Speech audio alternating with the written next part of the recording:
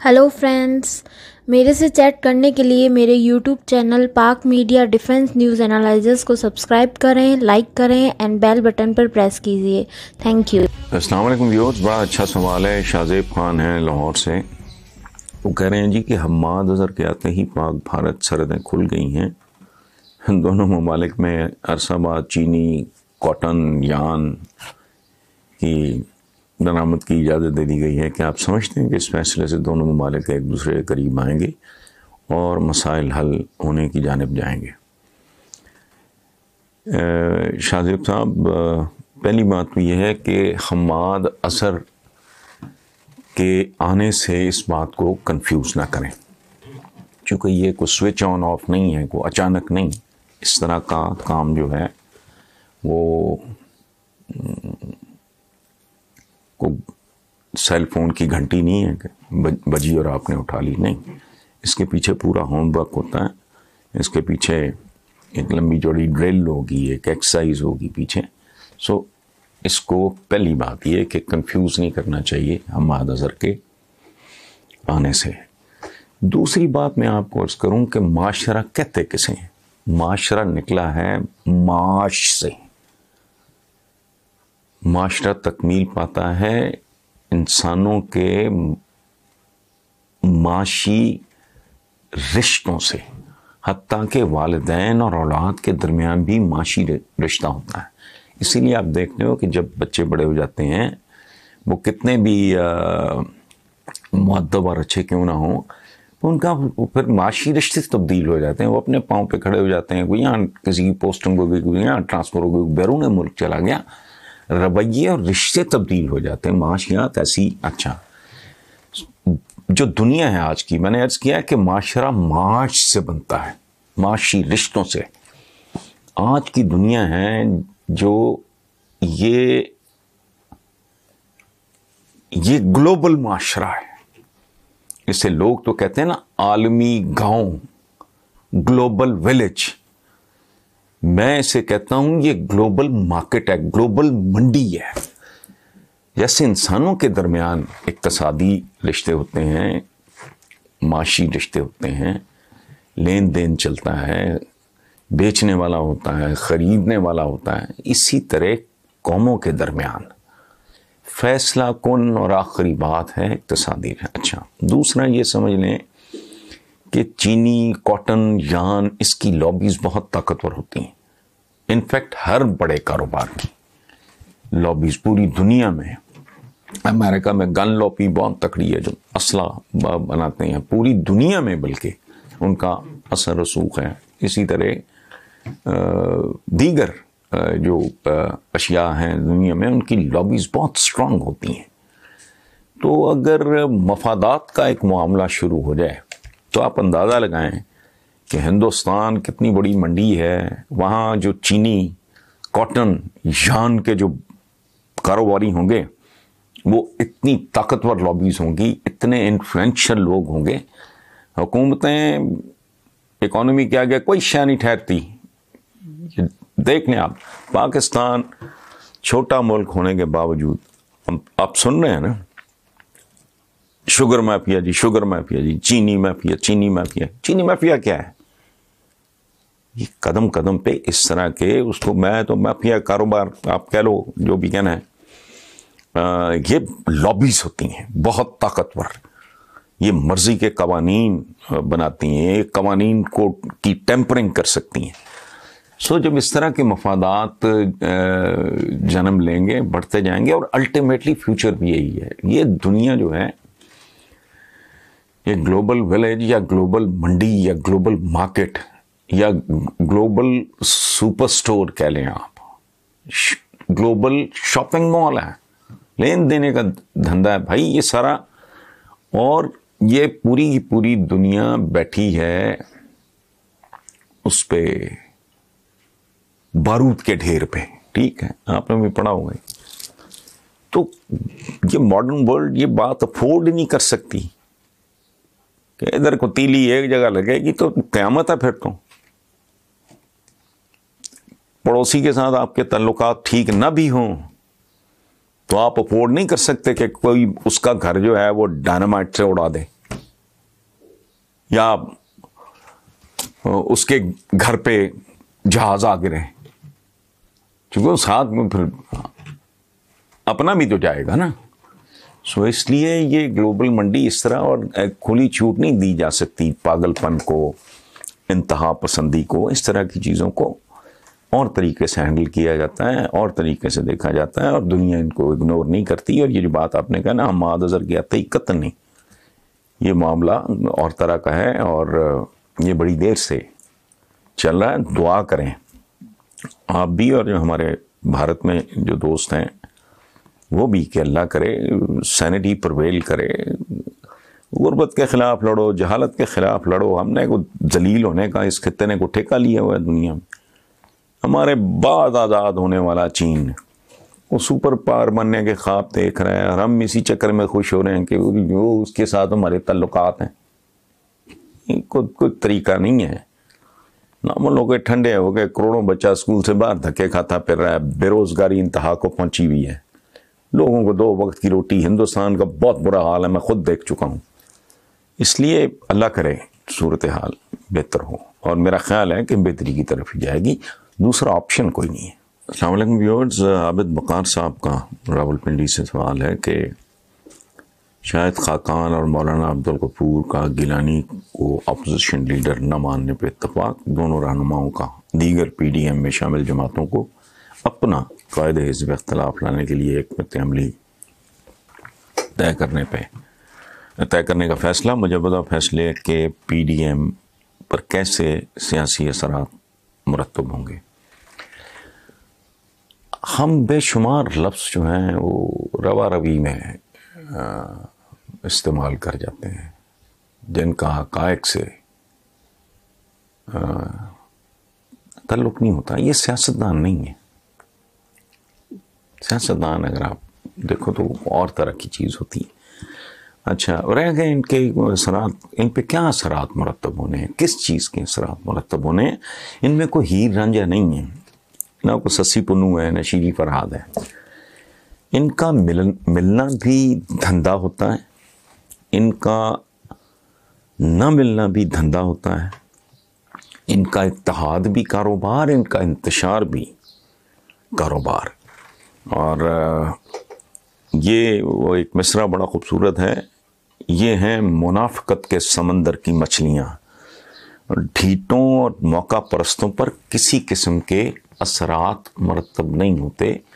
یہ گرگٹ ہیں، گرگٹوں کی طرح رنگ بدلتے رہتے ہیں. کینچلی جیسے سانپ نہیں کہتے 100 سال کا ہو جائے تو وہ بدل لیتا، اپنی کینچلی بدل لیتا ہے. اس لیے کیا سیاسی، یہ سیاستدان ہے نہیں. سیاسی اثرات کیا ہے؟ ایک سلسلہ ہے جو ملک کے ساتھ جڑا ہوا ہے اور ہم اسے سیاست سمجھے جا رہے ہیں. اس ملک کی جمہوریت نہیں ہے، اس ملک کی سیاست نہیں ہے. اس ملک کی ٹوٹل تاریخ میں سیاستدان نہ ہونے کے برابر آئے. باقی پتہ نہیں کون تھے، مہمجو تھے، وارداتیے تھے. پولیٹیشین تو کچھ اور ہوتا ہے، وہ تو رول ماڈل ہوتا ہے. یہاں تو گھس بیٹھیے ہیں یا بلیک میلرز ہیں یا کک بیک اور کمیشن کھانے والے ہیں. تو سیاست تو سنت ہے آقا کی، بہت کمال کا. ان کو تو سیاستدان کہتے ہوئے مجھے گھن آتی ہے، خوف آتا ہے، گناہ محسوس ہوتا ہے. Thank you very much. میں تو کبھی کسی حکومت کے ساتھ نہیں رہا. میں عوام کے ساتھ ہوں، میں پاکستان کے ساتھ ہوں. میری دھرتی ہے، میرا ماضی ہے، میرا مستقبل ہے. لوگوں کے ساتھ ہوتا ہوں میں تو تھرو آؤٹ. ہاں اپوزیشن میں کوئی ہو اور مار کھا رہا ہو تو اس کے لیے سمپتھی آ جاتی ہے. میری پورا کیریئر آپ کے سامنے ہے. آپ چاہیں کسی سے تصدیق کر لیں. 27, 28, 29 سال ہو گئے مجھے کالم لکھتے ہوئے. میں نے تو کبھی کسی حکومت کا، اور دوسری طرف میں نے مخالفت برائے مخالفت بھی کبھی نہیں کی. جس کا سب سے بڑا ثبوت یہ ہے کہ جب پنجاب فوڈ اتھارٹی بنائی شہباز شریف صاحب نے، میں نے بہت اس کو پریز کیا، اس کی پرفارمنس کو. پھر انہوں نے ایک اور آئیڈیا فلوٹ کیا جس کو بدنصیبی سے فالو اپ نہیں نصیب ہوا، وہ تھا کچن گارڈننگ کا. میں نے بہت اس کو اپریشیٹ کیا. تو اچھا کام اگر کو کرے گا تو اس کی بندہ مخالفت اگر کرے تو وہ اپنی نظروں سے گرنے والی بات ہے. سو میں نہ کسی حکومت کے حق میں ہوں نہ خلاف ہوں، پہلی بات. دوسری بات، یہ جو لوگ ہیں ہمارے بھائی جو کہتے ہیں کہ جی ایک طرف طارق جمیل صاحب جیسا بندہ، ٹھیک ہے، مبلغ ہیں، بہت خوبصورت انسان ہیں، بہت اعلیٰ انسان ہیں، ٹھیک ہے، ایک طرف جی ان کو دیا اور ایک طرف ان کو دیا. او بھائی اپنی اپنی سوچ ہے. آئی ریسپیکٹ دیئر اوپینین، جو بھی ہے. میری رائے اس سے مکمل طور پہ مختلف ہے. یہ زندگی نہیں ہے، زندگی کا روپ بالکل اور ہے. رب العالمین نے جہاں آبشاریں بنائی ہیں وہاں آتش فشاں پہاڑ بھی بنائے ہیں. جہاں سمندر تخلیق کیے ہیں وہاں صحرا بھی اسی کی تخلیق. آپ کسی کو رائٹ آف نہیں کر سکتے، ٹھیک ہے. زندگی ہوتی ہے تو موت بھی آتی ہے. سو اس کو اس طرح دیکھنا میرا خیال ہے میرے نزدیک مناسب نہیں. یہ نامناسب رویہ ہے. یہ تھوڑا سا ویژن کا فرق ہوتا ہے. اپنے اپنے طریقے سے لوگوں کو چیزوں کو دیکھتے ہیں. مثلا میں اب آپ کو ایک ایسی مثال دیتا ہوں جس پہ اگر آپ بالکل غیر جانبداری سے بغیر کسی تعصب کے غور کریں تو آپ کو عجیب جان. دیکھو جہاں سنت سادھو اولیاء ہوتے ہیں وہاں ڈاکو بھی ہوتے ہیں، ریپسٹ بھی ہوتے ہیں. یہ زندگی ہے جس کی سب سے میرے نزدیک سب سے رب العالمین کی سب سے عالی شان تخلیق کیا ہے. یعنی ریچھ کا ایک تھپڑ نہیں کھا سکتا، چاہے رستم ہو چاہے مسٹر یونیورس ہو. ہاتھی اس کو سونٹ سے پکڑ کے مارے، کیما کر دے، اس کا دیوار پہ دے مارے تو ٹھیک ہے. لیکن انسان کیا بلا ہے، وہ مریخ اور چاند تک بھی پہنچ گیا. اس نے ہتھیار بنا کے، ہاتھی اس کے سامنے کھلوانا بھی نہیں ہے. وہ ویل مچھلی کا بھی شکار کر سکتا ہے. اتنی عالی شان، اشرف المخلوقات.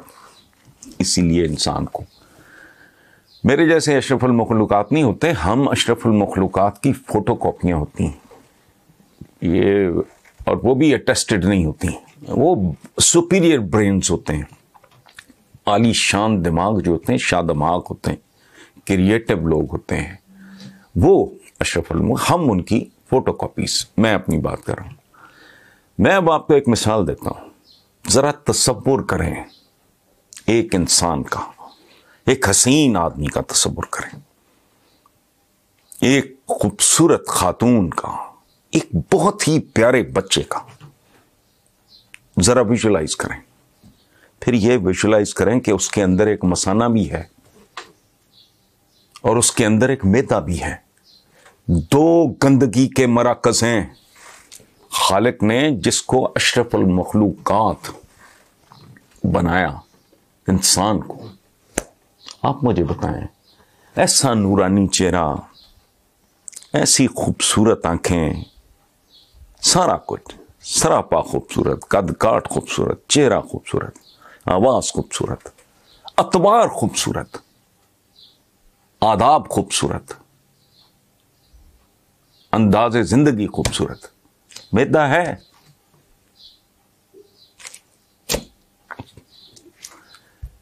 کائنات کے خالق و مالک و رازق نے بھی اس میں یہ رکھے. دو آنکھیں ہیں نا، دو کان ہیں،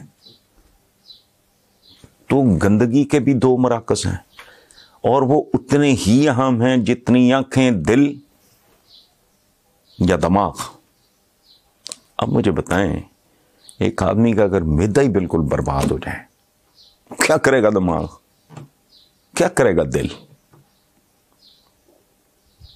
اچھا، اسی طرح اگر وہ مثانے کا پرابلم ہو جائے، گندگی کے مراکز ہے نا، but they are equally important. انسانی بدن اس کے بغیر مکمل نہیں ہوتا. سو انسانی معاشرے جب اسی طرح چلتے ہیں نا، معاشرہ. اور ایک بات یاد رکھیں، میں اکثر کوٹ کرتا ہوں علی شریعتی مرحوم کا ایک جملہ ہے، changing rules for the changing needs, unchanging rules for the unchanging needs. یہ زمانے یہ جو کہتے ہیں نا کہ ہاں unchanging rules for the unchanging needs, بنیادی اصول وہ قائم رہیں گے، اس میں تبدیلی کی گنجائش نہیں، but unchanging rules for the unchanging needs اور changing rules for the changing needs وہ کل تک کی بات ہے۔ اونٹوں، گھوڑوں، گدھوں، خچروں، بیل گاڑیوں پہ پھرتے تھے، کل تک کی بات ہے۔ آپ ہل چلاتے تھے، حالیہ نے ہل ڈک لے تیرے لونگ دا پیا لشکارا، کدھر گیا لونگ کا لشکارا، کدھر گئے ہل، ٹریکٹر کہاں سے آ گیا؟ نئے نئے پروفیشنز آئے ہیں، اس میں کوئی اس طرح کی بات نہیں۔ دیکھو کل تک کی بات، کل تک عورت کی آواز کو کہتے تھے عورت کی آواز بھی عورت ہے، وہ بھی سننا۔ ہمارے محاورے ہیں کہ جی ہماری خواتین کو تو کبھی سورج کی کرنوں نے بھی نہیں دیکھا۔ اب معاشرہ زندہ رہ ہی نہیں سکتا جب تک یہ 49% ہوتی، 50%، 51% عورت جب تک یہ پارٹیسپیٹ نہ کرے، وہ نہیں ہوتا۔ بچیوں کو کل تک پڑھانا ضروری نہیں تھا، اب بہت ضروری ہے۔ دنیا بہت مختلف ہو گئی ہے، ضروریات زندگی میں اتنا تنوع آ گیا ہے۔ چلے جائیں 2000 سال پیچھے کے زمانے میں، جہاں 2 وقت کی روٹی شوٹی کو خیمے شیمے جیسے ترک رہا کرتے تھے خیموں میں، تو اس طرح گیا مویشی موشی پالو، بس ٹھیک ہے، چراؤ بھیڑ بکریاں اور ان کا دودھ پی کے یا گوشت کھا کے لیٹ جاؤ۔ نہیں، اب نہیں، دنیا بہت کمپلیکیٹڈ ہو گئی ہے، نئے نئے پروفیشنز ہیں، یہ ذرائع معاش ہیں۔ اب بدکار تو بہت سالے قسم کا بظاہر نظر آنے والا بندہ بدکار تو وہ بھی ہو سکتا ہے، اور جو آپ کو نیم سالے نظر آ رہا ہے یا آرڈنری، ممکن ہے وہ کردار کا بہت ہی اعلیٰ آدمی ہے۔ یہ معاشرہ اسی طرح چلتا ہے، اس میں آنکھیں، خوبصورت چہرہ، روشن آنکھیں، کریٹو دماغ، دھڑکتا ہوا دل، اس کے ساتھ ویدا بھی ہے۔ بھائی جان یہ پیکج ہے، اس لیے معاشرہ بھی ایک پیکج ہے، اور اس میں مجھے اس میں اپنے اپنے کام، مولانا طارق جمیل میرے بھائی ہیں، مجھے بہت عزیز ہیں، انہوں نے انتخاب کیا، بہت اعلیٰ خاندان ہے اور بہت پرانا خاندان ہے، شیر شاہ سوری کے زمانے میں حکمران خاندان رہا یہ، ٹھیک ہے، بھائی ان کے ڈاکٹرز ہیں۔ اچھا، انہوں نے زندگی، اللہ پاک نے ہم کو اس رستے پہ کر دیا، اب وہ تبلیغ کی طرف چلے گئے۔ کئی لوگ ہیں جو مسیحا جسے ہم کہتے ہیں، ایک ڈاکٹر ہے، ایسے ڈاکٹرز بھی ہیں جو لوگوں کے کڈنیز نکال کے بیچ دیتے ہیں۔ اچھا، بہت اچھی پرفارمر اگر کوئی خاتون ہے، مجھے نہیں پتا ایوارڈ، مجھے مولانا کو پتا ہے، خبریں میں نے بھی پڑھی ہیں، لیکن کسی ایکٹریس کو اگر مل گیا تو کیا ہے بھائی، وہ اپنے فن میں، وہ کام ہے ایک، اٹس اے پروفیشن، وہ اس لیے کوئی میرا نہیں خیال کہ یہ آپ کو اگر پسند نہیں تو وہ آپ کی پسند ناپسند ہے، میرا نہیں خیال کہ اس پہ کوئی تنقید بنتی ہے۔ Thank you very much. آج کے کالم کا عنوان ہے جی ماضی اور مستقبل کی جھلکیاں۔ مجھ جیسے عام گناہ گار اور سیکولر سے آدمی کے دل، دماغ، کیا روح کے بھی ٹکڑے ٹکڑے ہو جاتے ہیں جب میں اپنے اسلاف کی تاریخ دیکھتا اور پھر اس کا موازنہ اپنے آج سے کرتا ہوں۔ عالم اسلام میں کوئی ایک ملک تو ایسا ہو جو بغیر کسی ڈکٹیشن کے پورے قد سے اپنے قدموں پہ کھڑا ہو، لیکن یہاں تو عالم اسلام کی اکلوتی ایٹمی طاقت بھی IMF جیسے ایک معمولی استعماری پرزے کی انگلیوں پہ محو رقص اور اس کی جنبش ابرو کی طرف تکتی رہتی ہے۔ پیدرم سلطان بود کی بدبودار دلدل سے نکل کے ایمانداری، دیانتداری سے سوچنا ہوگا کہ ہمارے اشراف اور اجلاف، حکام اور عوام کا اجتماعی کردار کیا ہے۔ کلمہ طیبہ پڑھ کے تو کوئی غدار بھی اسلامی صفوں میں داخل ہو سکتا ہے، اور کیا میر جعفر، میر صادق مسلمان نہیں تھے؟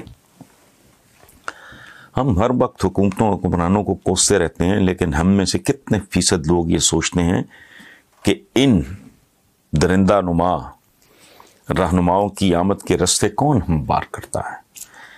اس ملک کی موجودہ حالت ہم سب کے لیے ایک اجتماعی سزا ہے۔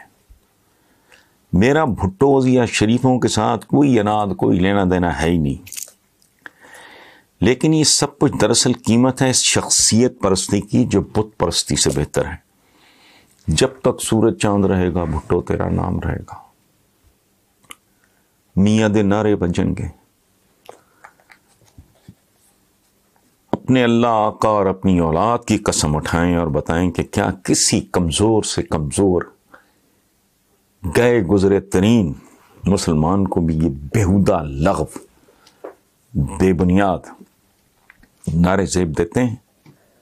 ہاں، آپ کہو کہ جب تک سورج چاند رہے گا آقا تیرا نام رہے گا، اور اللہ دے نعرے بجن گے، جو خالق ہے، جو امر ہے، ٹھیک ہے نا، کسی نے اس کو جنا نہ وہ جنا گیا، تو یہ ایک فانی انسان بالکل لتھڑے ہوئے گناہوں میں، تو لیکن جب اس طرح کا نعرہ لگاتے ہیں آپ، تو ان نعروں کا مطلب کچھ اور ہے۔ جب اللہ اور آقا کا نعرہ لگتا ہے تو وہ دراصل ان کے پسندیدہ نظام کے قیام کی بات ہوتی ہے، ورنہ ساری سروس اور لپ سروس بےمانی ہے، منافقت کے سوا کچھ بھی نہیں، اور وہ نظام ہے اقتصادی عدل سے لے کے عدالتی عدل تک پر مشتمل مکمل طور پہ منصفانہ متوازن معاشرہ۔ ابھی چند روز پہلے میں دیکھ رہا تھا بنگلہ دیش کی ایک تصویر ہمارے مختلف اخباروں میں شائع ہوئی، جس میں مسجد کے اندر مسلمان آپس میں لاٹھیوں سے لڑ رہے تھے۔ میں سوچتا رہا کہ پروردگار یہ کیا ہے؟ چاروں طرف ہے آگ برابر لگی ہوئی، ہم خود کیسے ہیں؟ اچھا، کل تک ہمارا حصہ تھے، آج بنگلہ دیش اللہ اسے خوش رکھے، آباد رکھے، کیا ہے؟ کون لوگ ہیں ہم؟ کیا کر رہے ہیں؟ تو ابھی کل تک کی بات ہے، کتنی صدیاں گزری ہیں جب آپسی جنگوں کے باوجود بغداد کے علاوہ، بغداد اپنے وقت کا نیو یارک، بغداد کے علاوہ کئی ثقافتی مراکز عروج پہ تھے، فاطمیوں کے زیر اثر قاہرہ دنیا جہان کا کریز تھا، علوم و فنون کا گہوارہ بن چکا تھا، سمرقند میں نشاط ثانیہ کا سما تھا، قرطبہ میں ثقافتی علمی رنگا رنگی عروج پہ تھی، بو علی سینا جیسے، جسے مغرب میں ایوس سینا کے نام سے جانا جاتا ہے، الفارابی، ابن حزم جیسے عالی دماغ موجود تھے جن کے اقلیت پسند افکار نے بے شمار یہودی اور عیسائی فلسفیوں اور مفکرین کو متاثر کیا۔ 19ویں صدی میں ماہر لسانیات، بہت بڑے انٹلیکچوئل ارنسٹ نے ابن رشد کو آزاد روح اور اندھے عقیدوں کے خلاف اقلیت پسندی کی اولین آواز قرار دیتے ہوئے خراج تحسین پیش کیا۔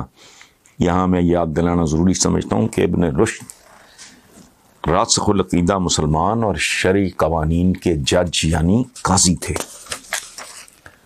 پھر صلیبی جنگوں سے لے کے منگولوں اور پھر امیر تیمور تک، جس نے سمرقند کو دنیا کا پرشکوہ ترین شہر بنا دیا، پھر عثمانیوں کا، سلطنت عثمانیہ کا عروج، یہ سب بنیادی طور پہ روایتی زرعی معاشرے تھے جو آج کی طرح اپنے اندر کسی قسم کی قابل ذکر، جو حال آج ہے ہمارا، معاشی، تعلیمی، معاشرتی، مذہبی، روحانی، سیاسی اور دانشورانہ تبدیلی لانے کے قابل نہ تھے، قابل نہ رہے۔ ادھر یورپ 300 سال ٹامک ٹوئیاں مارنے کے بعد بالکل مختلف انداز میں مختلف معاشی بنیادوں پر استوار ہو رہا تھا۔ صرف اضافی زرعی پیداوار پہ انحصار کرنے کی بجائے یورپ کی بنیاد ٹیکنالوجی اور سرمایہ ہو چکی تھی، جس نے مغرب کو اپنے وسائل میں لامحدود اضافہ کے قابل بنایا۔ 16ویں صدی تک یورپی سائنسی انقلاب برپا ہو چکا تھا جس نے انہیں دنیا پہ ایسی گرفت اور غلبہ عطا کیا جو پہلے کبھی کسی کو نصیب نہیں ہوا تھا، اور اسی کے نتیجے آج ہم بھگت رہے ہیں۔ صنعت و حرفت، زراعت، طب، تجارت، جہاز رانی، اسلحہ سازی میں نت نئی دریافتیں ہو رہی تھیں جو مزید ایجادات کو جنم دے رہی تھیں، اور معاشرہ زیادہ سے زیادہ سائنسی ہوتا چلا جا رہا تھا۔ ایک بات یاد رکھنے والی ہے کہ معاشرے میں جدیدیت کا مطلب فکری اور سماجی تبدیلی ہوتا ہے۔ ہر نئی ایجاد نئے رویے اور ضروریات بھی ایجاد کرتی ہے۔ مذہبی اختلافات، خرافات، فروعات اور روحانی آدرشوں کو ترقی کی راہ میں رکاوٹ ڈالنے سے روکنا لازمی ہوتا ہے، اور اس ناقابل تردید حقیقت کو تسلیم کر لیا جاتا ہے کہ اگر انسانی معاشرہ اپنے تمام اداروں کو عقلی اور سائنسی اصولوں کے مطابق منظم کر لے تو وہ ناقابل تسخیر ہو جاتا ہے۔ لیکن ہمیں تو اپنے یہ منحوس کرنٹ افیئرز ہی نہیں جینے دے رہے جن میں کوئی کرنٹ ہی نہیں ہے۔ ہمارے مسائل کیا ہیں؟ انسان کے مسائل سے، اس کی سوچ سے اس کی اوقات کا پتہ لگتا ہے۔ ہمارے مسائل کیا ہیں؟ بلاول بھٹو، مریم، مولانا، مہنگائی، قابل کابینہ کی تلاش، 2.5 سال ہو گئے ختم ہونے میں نہیں آ رہی، قرضوں کی قسطوں کی ادائیگی، پوسٹنگز، ٹرانسفرز، رشوت، حرام، کمیشن، کیک بیک، مفرور نیلسن منڈیلے، تحریکیں، لانگ مارچ، گالی گلوچ، بے مقصد ٹاک شوز، اور بڑھ کے اللہ نہ کرے کہ ہمارے کرنٹ افیئرز ہی ہمارے فیوچر افیئرز بھی ثابت ہوں۔